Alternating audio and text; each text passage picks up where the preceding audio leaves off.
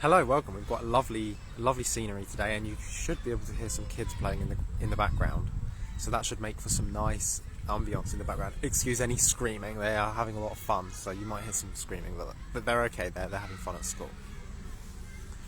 So my life has changed quite a lot recently. Let me rewind and give you some perspective, some context on what I've been through, where I'm at, and where my life is going, as I currently see it. So if we go back to the beginning of the year, I think this was the first week, maybe second week of January, I had a huge healing breakthrough. And I mean, I'm going to tell you what I achieved, and short of actually seeing it and experiencing it, you might not even believe me. It was quite remarkable. So after 4 to 5 years of an extremely limited restricted diet, where I was only able to eat 6 foods, and I'll list these foods to you so you can understand the magnitude of the situation. So I could eat boiled salmon, boiled beef. They had to be boiled. If they were boiled for too long, I wouldn't be able to eat them. If they weren't cooked enough, I wouldn't be able to eat them. I could also eat raw egg yolks, coconut oil, olive oil, and a beef protein powder. That was my whole diet. Oh, I also had kale juice. So this kale juice had to be organic. If I ate non-organic, I would have a huge reaction.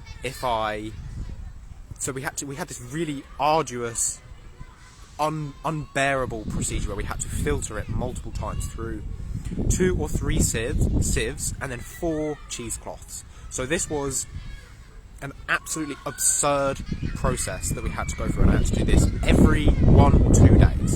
And without this, I was basically dead, bedridden, couldn't get out of bed. So I was stuck on this extremely limited, restrictive diet.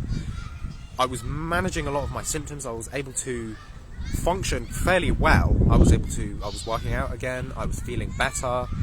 Everything was improving, but it was very restricted and very restrained. And I mean, this was great because where I'd come from was I was restricted and I was restrained and I was still really sick, and it really sucked, like debilitating fatigue, horrible gastro issues. I mean, I still had problems, but it was manageable, it was tolerable. I could actually somewhat live a life in a very controlled way. And then with this breakthrough, I had this, in a period of 24 hours, I went from having these reactions to these foods to, like that, overnight, 24 hours, I can eat anything I want without any kind of reaction whatsoever.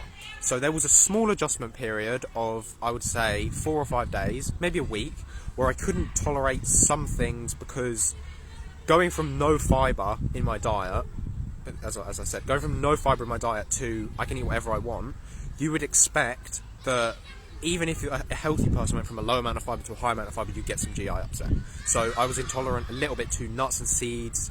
I tried a sourdough bread, that didn't really agree with me. But past 2 weeks, anything apart from liquid milk from the store. So this is pasteurised, homogenised, Franken milk. Didn't do well with it. But I could do chocolate, I could do ice cream, I can do anything I want. I could eat it, no problems, no symptoms, no histamine reactions, no gut upset, no debilitating fatigue, depression, nothing, no reaction at all. Wesley says, hello my friend. Hello Wesley, lovely to have you. I think you'll find this a very interesting video. So I achieved this huge breakthrough beginning mid-January, and at this point my weight was 56 kilos was about where I was at. And until maybe 3 days ago, let's say 3 days ago, 4 days ago, I was eating unlimited amounts of anything and everything I wanted. Whenever I'd feel hungry, I would eat. Whatever I felt like I wanted to eat, I would eat. I even woke up in the night hungry. I would go down, I would eat, I would have chocolate, I'd have rice, I would have ice cream, I'd have whatever I wanted. No reactions, it was great. I've managed to gain 22 kilos since then. So we are in mid-January, so February, March, I don't even know what day it is. So I think we're in March. Yeah, I think we're in March. We're in mid-March. So I would say in about let's call it 2 months, 2 months and a week or so, I've managed to gain 22 kilos. So I'm 78 kilos now, which I'm ecstatic with. Oh, the kids are coming over, so this could be fun.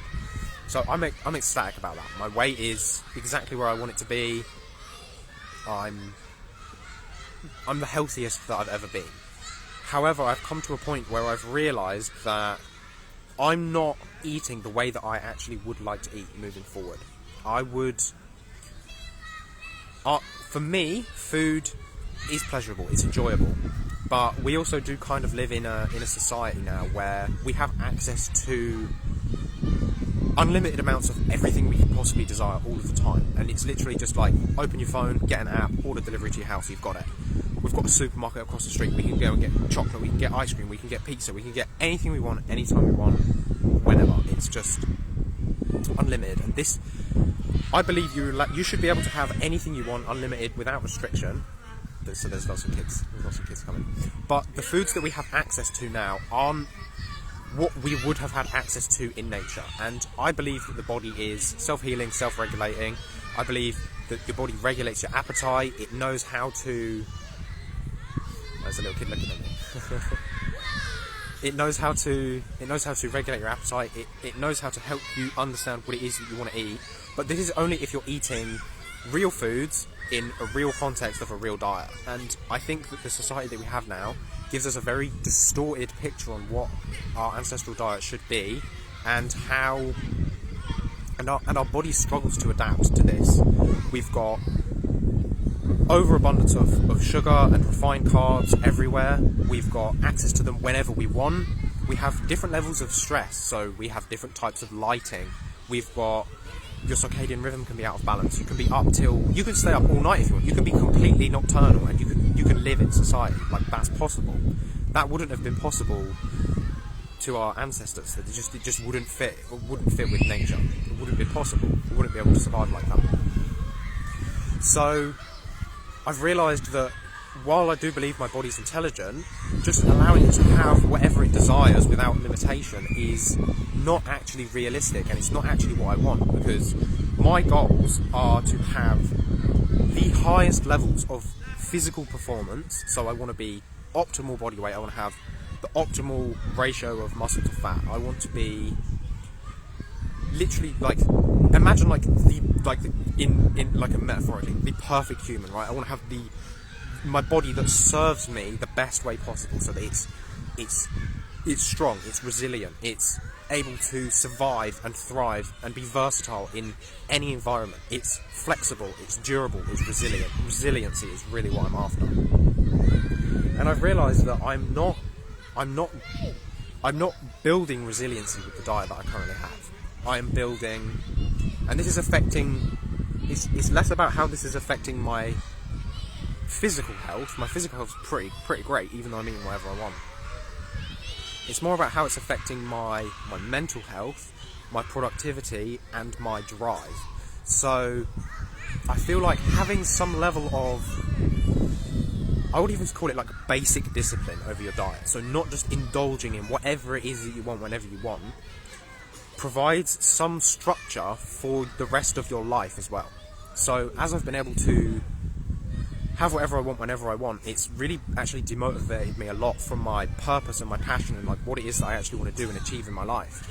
So all of that's kind of taken a back seat, which I think has been okay, because one of my biggest goals was to be healthy, and I think I was chronically underweight for an extended period of time. I'm quite tall, I'm nearly 6 foot, 5'11", so I'm actually, I'm 5'11". I know everybody that's 5'11" says they're 6 foot. I'm not 6 foot, I'm 5'11". And I was 58 kilos, so my BMI was basically low. It was on the underweight scale, and it's been like that for maybe like 8 years. So I've been chronically underweight for an extended period of time. And now, I'm not sure, but I would say, like, I'm a health coach, so I'm aware about like what's healthy and what isn't. So seeing how my body looks, how the distribution of my body, I'm growing a bit of a gut, and I'm okay with it. Like, I'm fine with it. It's okay, but it's not optimal. It's not what I actually want. But it's really nice to have the contrast from being chronically underweight, even I would say borderline malnourished, to the point where I'm overnourished now.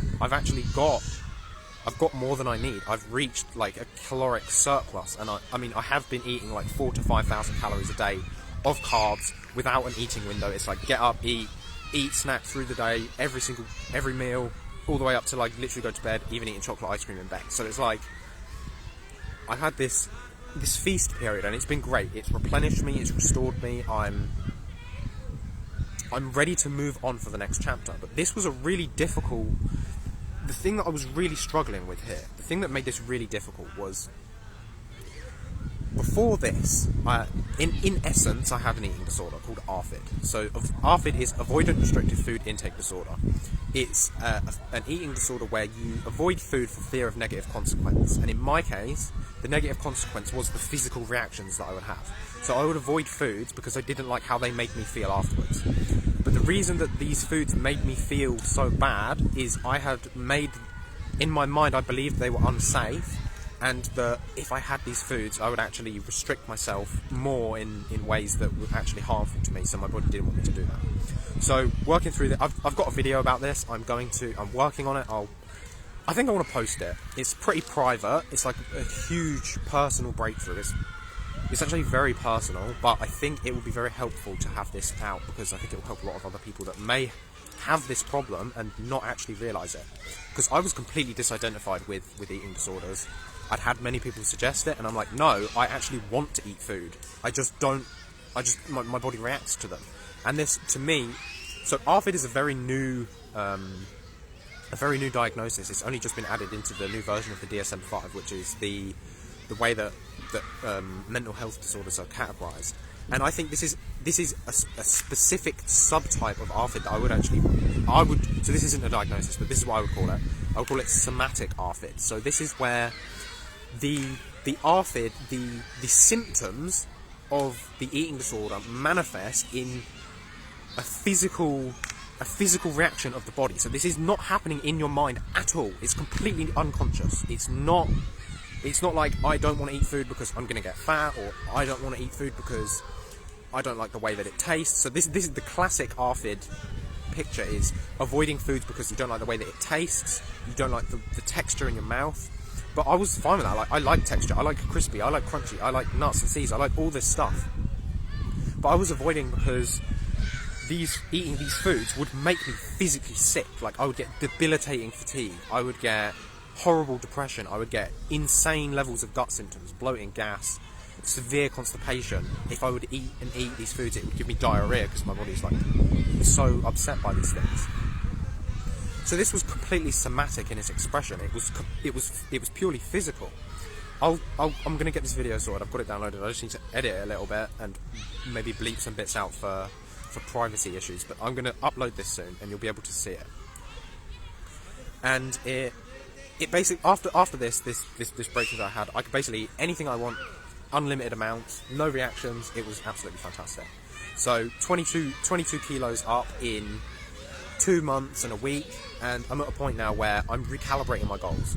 So I can still eat whatever I want whenever I want. However, I don't want to eat a lot of these foods anymore. So I'm trying to orientate myself around what I think is the optimal human diet. What is the optimal diet for a human to not just physically thrive, but to have highest levels of mental clarity, to have maximum levels of productivity, to feel the best, to have the highest levels of performance. Like, what is the ultimate diet? And that is exactly what I'm building now. And I am leaning towards I'm not going to say I'm going to go as far as ketogenic. I don't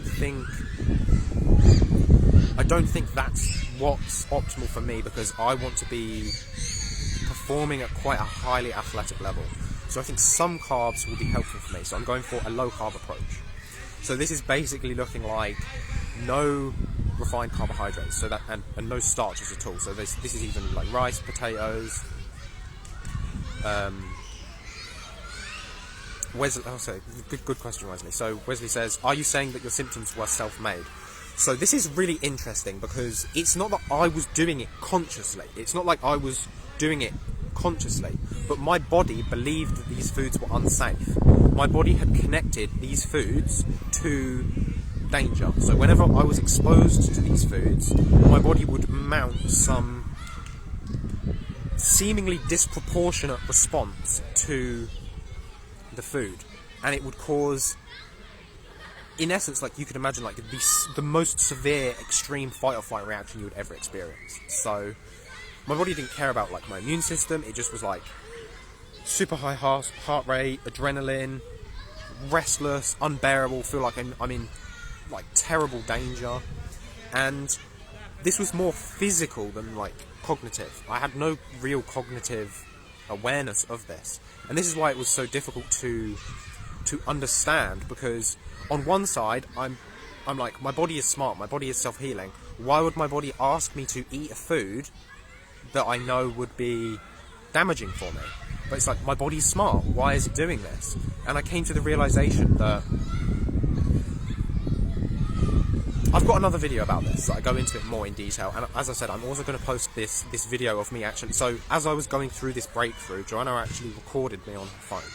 It's like an hour long. It's a really interesting video. I tried to watch it a little bit earlier, but I'm not in the best space today, and it's still pretty deeply emotional, and it was quite painful to watch. So I watched like 5 minutes of it, and I was like, okay, I'm not strong enough for that today. So I decided to do some other work instead. But I'm going to do that. I'm going to edit it up, and I'm going to get that uploaded. And I think you watching that video will help you understand more than anything I could say. It's really something you have to experience. It's almost unbelievable. So I'll post that shortly, and you'll be able to see that. So now I'm trying to move to a place where I'm providing my body the ultimate diet, and this is looking like a paleo style, low carb, very clean keto. So I would go even to the point of saying it's like clean keto 2.0. So it's not just not eating the junk food. So it's like, you can get foods that are like keto and low carb. They're full of like highly refined processed vegetable oils, which are absolutely not healthy. I mean, there is no argument for vegetable oils being healthy. It's like, if you've even done the tiniest bit of research, you will know that vegetable oils, seed oils, so canola oil, sunflower oil, these kind of things are absolutely horrific for your health. And they're keto, right? Because they're high in fat, they're low in carbs, so they're keto, but they're not optimal. So clean keto is like moving away from those negative kind of foods, but then I'm going a little bit further, so it's like clean keto 2.0. So instead of just avoiding the negative foods, we're actually seeking out the foods that are really healthful. So we're looking at increasing the diversity of the microbiome as much as possible. So there's a huge diversity in the plant foods that are included in the diet. So I know people say like, keto is really bad for your gut flora, it's bad for your gut diversity. That is absolute bullshit. That is so untrue. It depends on what you're doing. In this, I'm including juicing. I'm having at least 30 to 50 different types of vegetables with different colours, flavours, textures, raw and cooked, every single week. So it's like, the diversity of my gut flora is just going to go astronomically high. And we're also including things like, we want to make sure that, so again, the devil's in the detail. High fat doesn't automatically mean healthy. When you're eating a high fat diet, you want the fats that you're eating to be the preferred fats that your body likes to burn. So this is actually saturated fat. Your body prefers saturated fat. And also, plant fats versus animal fats, they have very different levels of micronutrient concentrations. So animal fats are way higher in fat-soluble vitamins A, D, and K2, which are the most important fat-soluble vitamins.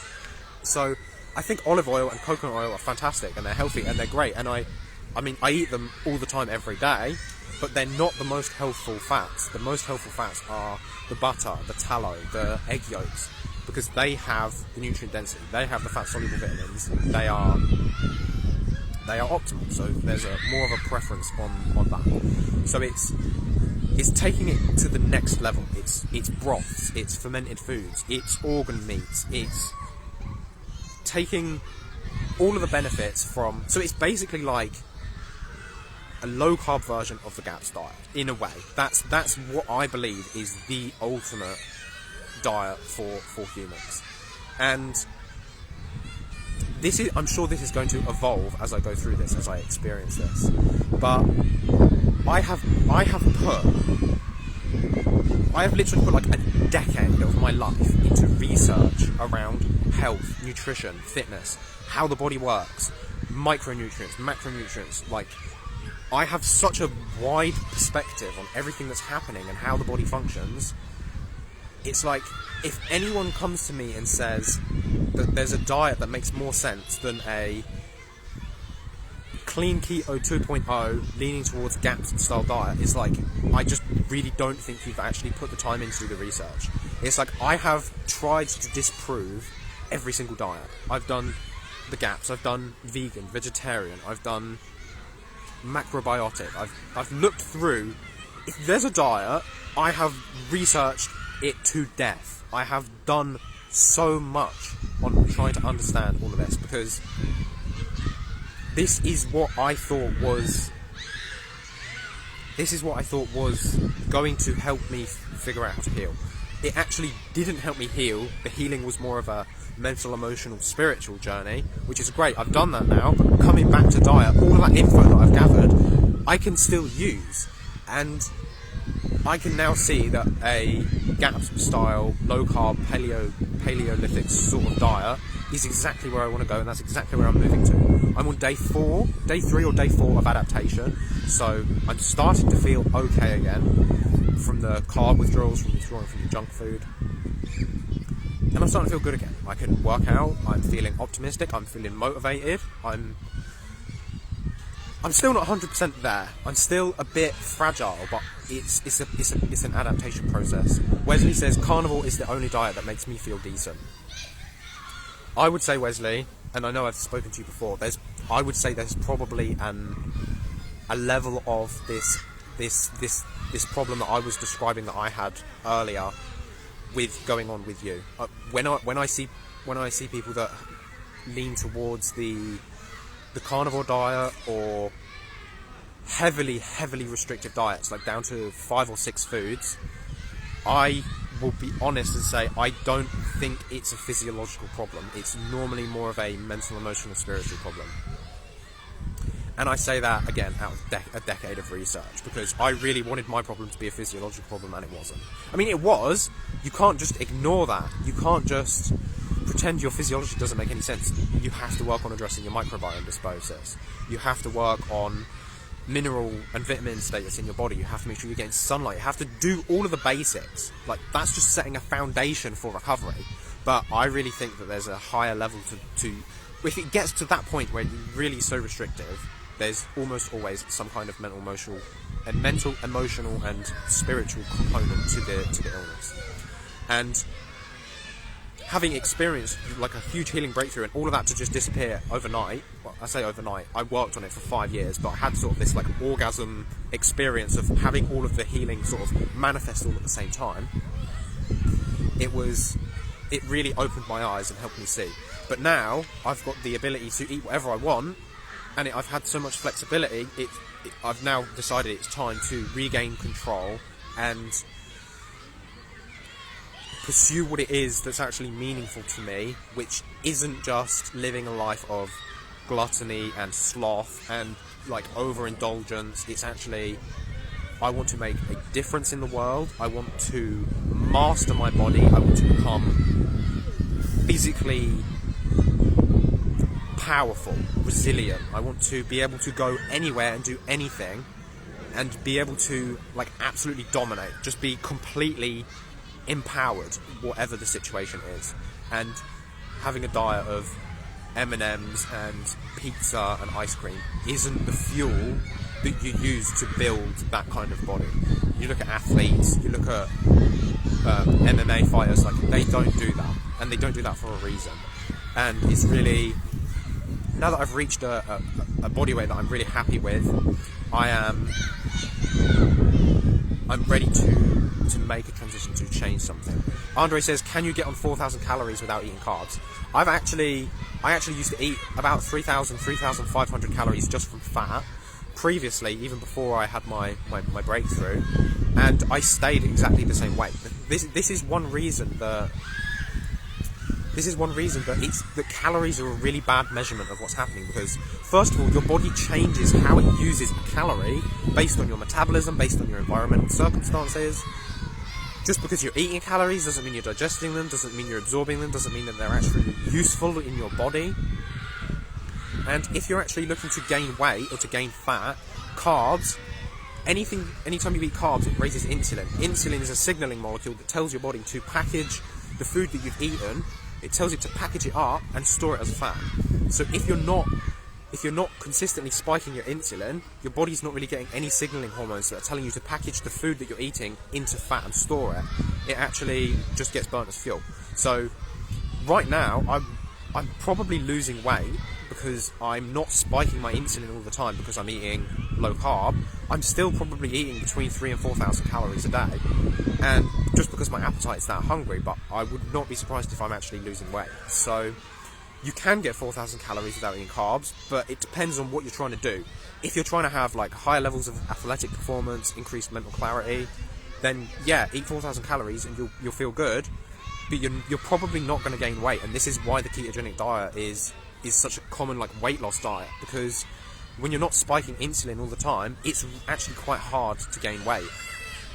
Not to say you can't gain weight, because when I was going back even further now, when I was really starting to get sick and I was having a lot of food intolerances, cutting carbs out and removing food that was causing me to have a lot of gastro symptoms and increasing the amount of fat that wasn't causing inflammation in my gut, I managed to go from, I think I went as low as about 7.9 stone. I don't know this in kilos, so I'd say this is probably like 50 kilos. Maybe not that low, maybe like 53 kilos. Managed to move myself back up to about 58. So you can definitely gain weight on a ketogenic diet, but you're only going to get to a certain level. Your body is not going to prioritize depositing your food that you're eating as fat. It's going to preferentially use it as fuel. So it really depends on what it is that you're trying to achieve.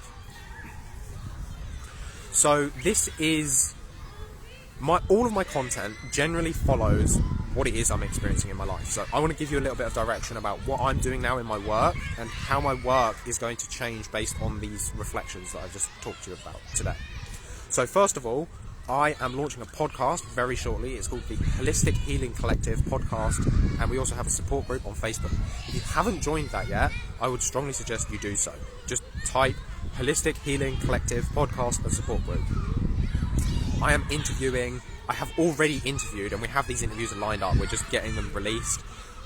I've talked with other health coaches, with practitioners, researchers, doctors. It's all about reversing chronic health problems and doing whatever it takes using a root cause focus. So it's about figuring out where the root cause of the illness is and building an approach that addresses that root cause so you can actually heal instead of just masking symptoms. It's all about optimal performance. It's all about healing, self-healing. It's very much about self-responsibility. And I'm playing more of a host role, obviously, because this is a podcast. So it's not just my opinion. I'm getting experts that have healed themselves, doctors that have helped heal other people, and I'm bringing them all together on this podcast to give this information to you. And then I also encourage them to make an offer to work with you. So if you're looking for healing, I can guarantee you healing is not something you do alone. I tell you all about these things that I've done. I have worked with at least 10 different practitioners over the last 10 years. Maybe even more, probably more like 15 or 20. So I've worked with a handful of people, 2 handful of people. So it's not just about working with somebody, it's about working with somebody that's going to help get you to where you need to go based on where you currently are. So this is what this podcast is really designed to do, is to, first of all, to give you lots of information so you can begin to make improvements yourself in your own life. But then it's also designed to, you get a snapshot of the approach that these practitioners use with their clients. So if you find that their approach is like, wow, I love this is really what I like, I'd really love support here, you can reach out to the person and you can work with them. So it's great because practitioners get more clients, so they get to work with people and help them achieve healing. Oh wow, there's a lovely butterfly. Oh, cool.